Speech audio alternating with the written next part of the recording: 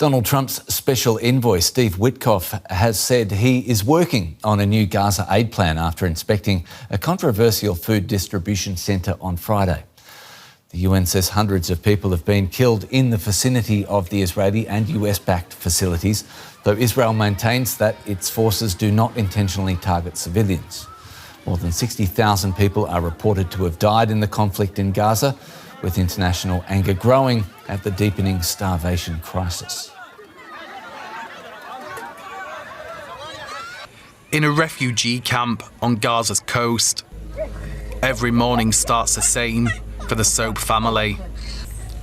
After giving their children water for breakfast, they have to decide how they'll get food for the day. They can try to reach a charity kitchen, attempt to pilfer some flour from a passing aid truck, or beg. The children go to sleep without food. If I can't find something or beg from my neighbours, sometimes I send my son and tell him to beg from houses. Bring a loaf of bread, rice to cook, just for your little sister.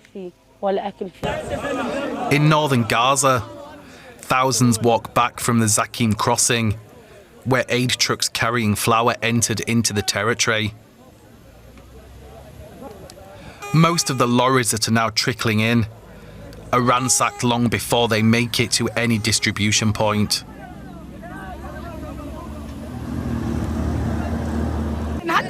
By God, we can't bear it anymore. We're tired.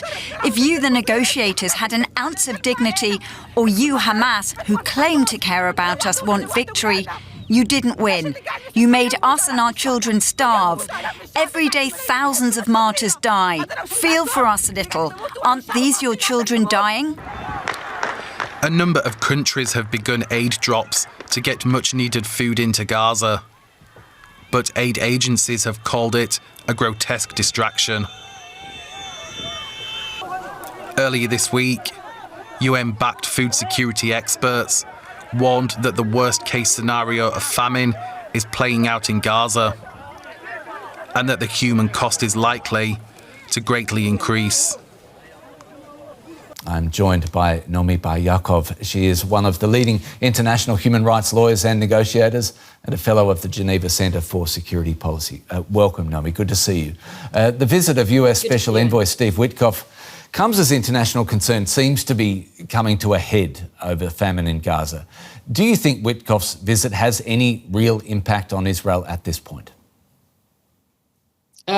It doesn't look like that at the moment, I'm afraid, but only time will tell. I mean, if we'll see action, if we'll see the US pushing for the flooding of humanitarian aid and imposing on Prime Minister Netanyahu a ceasefire, then it'll happen. I mean, President Trump has done it before. He did it just before he came into office. He sent Steve Witkoff to Israel and basically delivered a message to Netanyahu: you signed the dotted line for a 60-day ceasefire or else we don't support you. And Netanyahu had no choice and he signed the deal. So I think we just need to wait a day or two and see whether that pressure comes or not. But at the moment, it's not looking very good.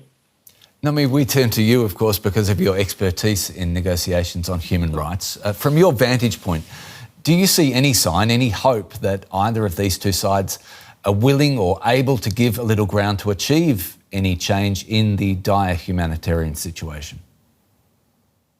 I think it really is up to the United States and the international community to impose the humanitarian regime that is necessary, because it is absolutely clear that Israel is not going to let in aid in the quantities that is necessary to the destinations that are desperate and with children, babies, toddlers, men, women, many innocent people dying every day.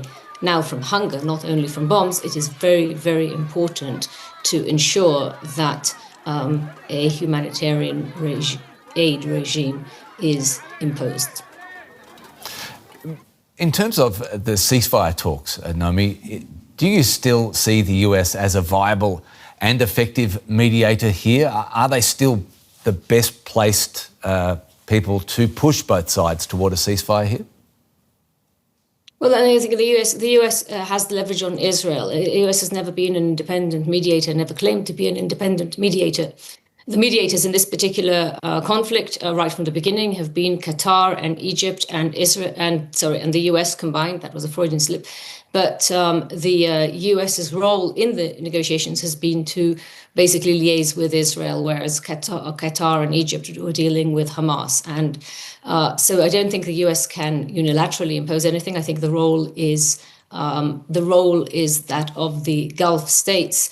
And that the future of Gaza post-war will not be run by the US. And that is the key question. The key question is, in order to end the war, you need to have a plan for the day after. And that day after is going to be more in the hands of the Arab states than in the hands of the US, but of course with US support for security. One of those topics that relates to the day after, or the months or the years. Some countries, including France, Portugal and Canada, have announced that they would recognise a Palestinian statehood. It's been long debated. Do you think we will see that in our lifetime? That we will definitely see declarations of statehood. The question of whether you'll see an actual state, a viable, independent, contiguous, sovereign state alongside Israel depends on political will, and there'll need to be a change of government or change of governments, both in Israel and Palestine. And yes, I think it could happen, but there is an awful lot of work to get there. That is the plan, and I think if we won't get there, then the situation will get far worse. So it's very, very important to keep all eyes set on the goals, and the goals are clear, to get to two states. But I stress it's a question of having a transitional government, a technocratic government in Gaza the day after, and then a lot of I's and T's need to be crossed in order to ensure that that happens. Nomi Bar-Yaacov, great to get your expertise at this moment. Thanks so much.